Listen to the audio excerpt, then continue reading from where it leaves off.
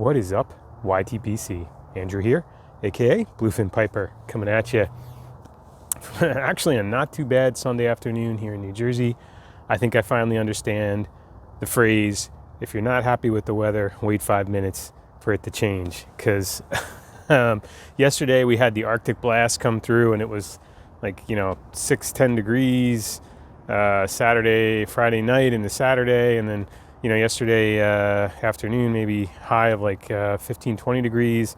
And now today, believe it or not, it's almost 50 degrees here. So I don't know, figure it out. But either way, I'm happy to be able to sit outside and smoke a pipe with you fine folks and get to a video that I've been wanting to make for quite a while. So let me start off by just saying I hope you're all doing well. I hope everyone in the YTPC is good. And I hope you're all having a great weekend or week whenever you get a chance to see this. So for a while now, I've chatted about this for a few folks, but as the title suggests, we are going to be spending a little time today talking about none other than Warhorse Bar tobacco. And there's actually, for those that may not know, 3 incarnations of Warhorse Bar. And Warhorse itself was originated in Ireland. As I understand it, was originally a kind of working man's tobacco, may have been chewed, very strong tobacco. Regrettably, they don't make the original anymore, and I've not been able to ever try it. I know Uncle Phil actually was gifted some of the original, that was an amazing video, by the way. So if you're curious about that, I'll put the link in the bucket down below. You should definitely check that out. Very cool. But today we have a reproduction version of Warhorse, and it comes in red, green, and a ready rubbed black tin. And I'll show you those in a minute. But these, the tobacco itself is base is basically the same for all 3: a Virginia, Burley, Kentucky blend, and then there's a anisette, Tonkin bean, floral essence, maybe a few other things thrown in there, not sure. But this is Russ Roulette's attempt at trying to kind of re-release this Warhorse Bar tobacco. And it's been around for a little while now, sold mostly by Pipes and Cigars. And that's a little pricey. The tin's around $15, $16, though it usually does go on sale every once in a while. So kind of with that background, let's get into it. And today I'm going to be smoking probably 2 pipes you might see me smoking. First one is this somewhat new to me cob. This is the Kingston Judge, one of the Cornell and Deal, Missouri Meerschaum collaborations with the kind of Forever Stem. Really nice. I like these pipes quite a bit. And the other pipe I'm going to be smoking is the good old faithful Dagner cob. And one thing I'll start off with saying is that for sure this tobacco, and maybe not so much the ready rubbed, and we'll get into that, but this tobacco is not one that you want to put in your favorite briars. Probably much like some of the maybe 1791 flake, if I got that right, the stronger kind of Lakeland Essence flakes, they will ghost, and so will this. So I would say stick to the cobs or meerschaums. I've smoked it in mears and cobs, and also in some mortas, and haven't had any issues. So, all right. I will say, just for the record, this tin, I think, of Warhorse Red is fairly new.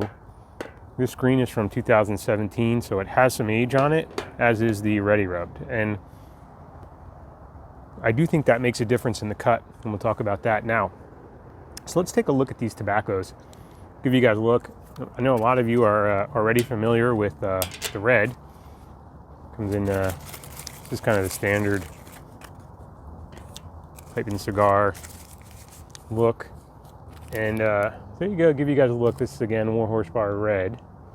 And as you can see, one thing that's interesting is that this really is not what I would call a plug. And I'll give you guys a good look at this. And all right, sorry. Okay, let me give you guys a good look at this plug. There you go. It's really, I mean, while from the side profile, it certainly looks nice. It's a nice looking chunk of tobacco. It's kind of borderline plug. This pulls off super easy. almost like a cake. It's a little better consistency than those Cornell and Deal cakes, but definitely not a thick cut plug like Salty Dogs. And we'll get into the tin note in a minute, but I'd just say very easy to pull those apart. It's actually kind of nice, very easy to pull it apart, rub it out. So there you go. And I'm curious, I think, let's take a look at the green now. So we got the green. If we open up the green, similar packaging. And let's see. Now this one is what I think you'll notice interesting, is a much denser looking plug, which is pretty interesting. Though when you pull chunks off, still pulls off fairly easy and rubs out nice, but the plug itself is just a nice looking plug. And I don't know if that's because this one had some more age on it and sat for a while and firmed up a little bit more, or just because it's older and the process they used a few years ago maybe produced a little bit tighter plug versus what they're doing now. Not sure. If you have thoughts on that, I'd love to hear it. Last one here is the Warhorse Bar Ready Rubbed, and no surprise here, this is a Ready Rub tobacco, and sure enough, it is just that. So you've got everything cut up real nice here, and very dry. So I think the first two plugs are a little moist. They definitely could use a little bit of dry time. The Ready Rubbed is ready to smoke right out of the tin. Very much OTC like, and we'll come back to that in a minute.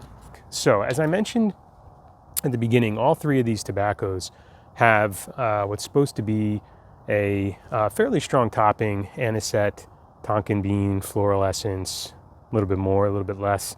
And just start off by saying the plug, the original red and the green are both strong tobaccos.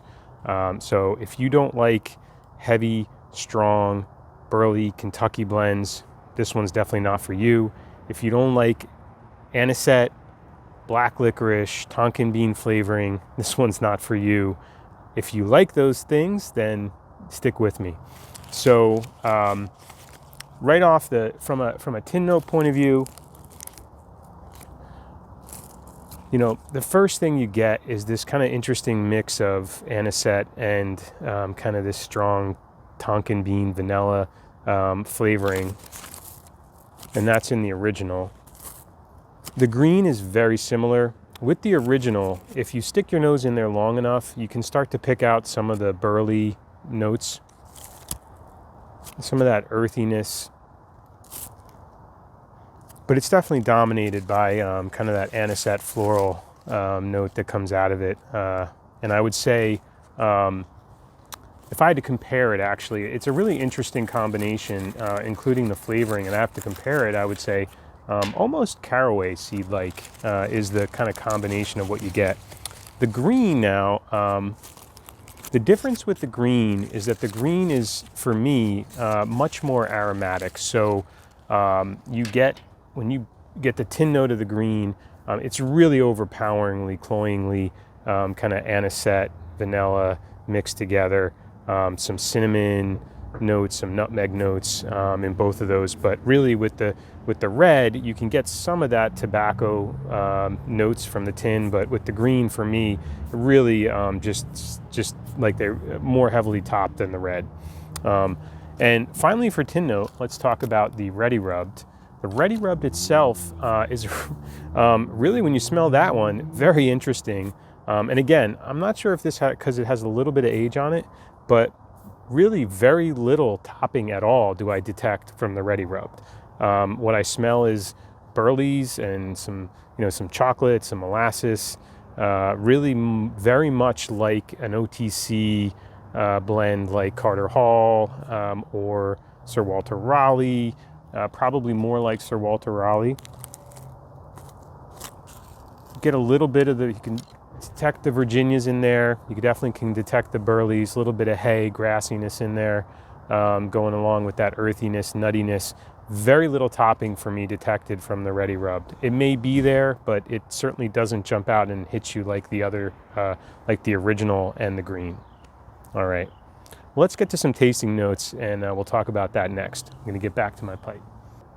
Okay, So I'm just going to talk about my thoughts on all three of these blends as far as kind of the tasting notes go. And I'm going to start again with the red and the green. So for me, they're both very similar in style when you smoke them, both very strong tobaccos. However, for me, the red, while it certainly has that anisette, tonkin kind of floral notes to it, and they mix together again and kind of form this interesting kind of caraway seed flavor. As I mentioned, to me, the tobacco does come through, and certainly on the retrohale, you get a very strong burn retrohale. One of the strongest retrohales for me, very similar to Sanso Pocro, and you get a nice strong burn. And you definitely get some of the Virginias and the Burleys on the retrohale. The smoke itself, the flavor is for me more Kentucky and some little bit of earthiness, woody kind of nuttiness, but really it's really that kind of anisette, Tonkin bean flavor mixed in with the Kentucky kind of sweetness, and really blends together nice.